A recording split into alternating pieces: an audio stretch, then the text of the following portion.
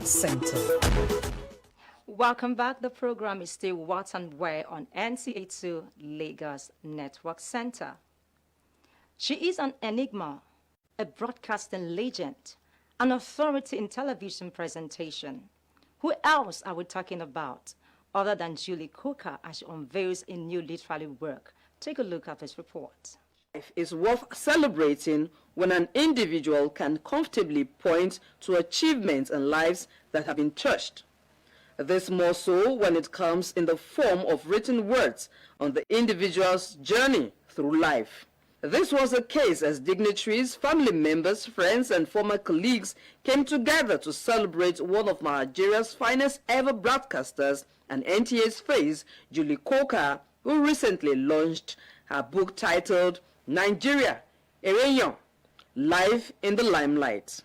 The event, which started with an opening prayer by Duchess Dan Bemiloye, had the national anthem performed by T-Mac Omashola.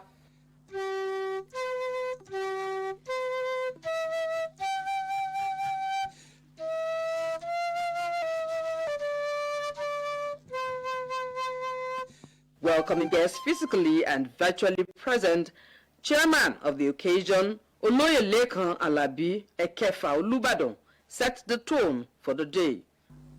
Chief Julie Coker was one of the stars on the former Western Nigeria Broadcasting Service, WNBS, and our sister station, the Western Nigeria Television, WNTV Ibadan, Africa's first television, which started transmission on Saturday, 31st October 1959. Since then, Julie Coker has remained a constant star on radio and television channels in Nigeria, Africa, and the world. Our record of quality leadership, top-class service delivery, elegance and civility, and finesse remain indelible and immutable. The book, which tells of Julie Coker's journey through life and her days in broadcasting, was reviewed by her cousin Benjamin Awiri. I'll start from the book review by first talking about the title. Of course, a lot of us will see the title and will be confused. First it says Nigeria EREYON. Yeah, because the book was supposed to signify everything about her beliefs, her life. And that's very difficult to do in the title.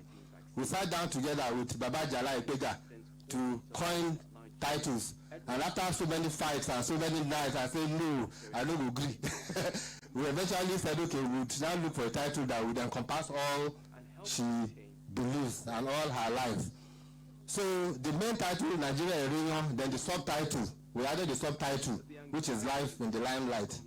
Chapter 12 was not talking about female broadcasters, because female broadcasters have a unique role and unique problems in the industry.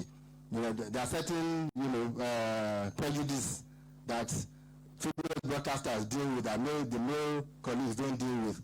So she was given in that chapter how she was able to overcome these prejudices and problems, and because it was first a male-dominated industry. So she was trying to encourage young female broadcasters on how to go about the profession. The author and octogenarian herself radiated joy and happiness at seeing faces who turned up for her event. I want to give special thanks to the zonal director and to all the members of the management board of NTA zonal headquarters in Lagos. I'm grateful to God that I have the opportunity to tell my story, my journey through life, through my family, friends, and colleagues. It is my hope that the upcoming generations will learn one or two lessons from the story I have told in this autobiography. Some of her colleagues with whom she had once worked, as well as dignitaries in attendance, had a few things to say about her. For me, it's a privilege to know you. It's a privilege to call you auntie. And it's a privilege to still be in touch with you. And I want to thank you for making people like us, be who we are today. We went into broadcasting, we were able to succeed, we were able to achieve because you showed us the path. So I'm very pleased to be here. And I wish everybody will buy this historic Nigeria EREYON book. She was a wonderful broadcaster, very inspirational, very determined, and very generous as well. She's a wonderful human being. Julie has been my friend for the past 60 years. We met at the old WNTV WNBS in 1960. As I said earlier on, when the program was going on, there were four of us: myself, herself, Rosemary Anisi Adams, who was Miss Independence, and then Ibidu Folakon, who is now of the Amebo fame. You know, so and we've been together ever since. We don't say always, but we still relate with each other. One thing I like about her is a particularly pleasant and nice woman. She treated us like we were her children, and she will meet you on the corridor too. I saw you last night on TV. You made this mistake, you made that mistake. Next time, pronounce this way, pronounce it that way. She will point you in the direction of where you can get guidance. The high point of the event, which was the launch of the book, held sway for a while as dignitaries present took turns to appreciate the book and author. Other side attractions were the children of close family members who performed a song. When the night has come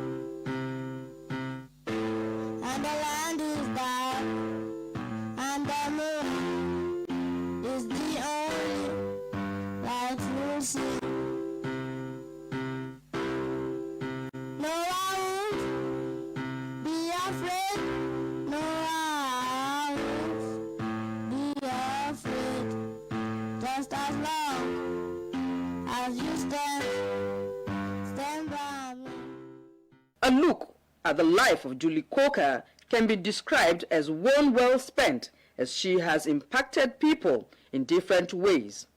In this light, she took time, admonished all present to focus on the passion which drives them, and certainly excellence will not be far-fetched. If you want to be a good broadcaster, just model your own performance after someone who is doing a professional job. The book, Nigeria, EREYON, Life in the Limelight, is recommended to all youths out there striving for excellence to put to practice what has been learned from the book.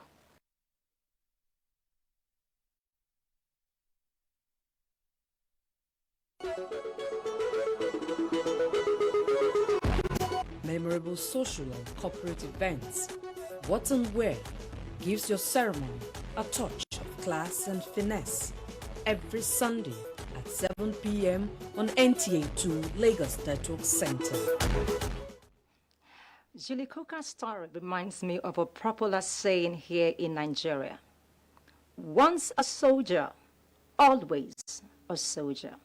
Although she's retired, but not tired. Kudos to her. Teaching through literature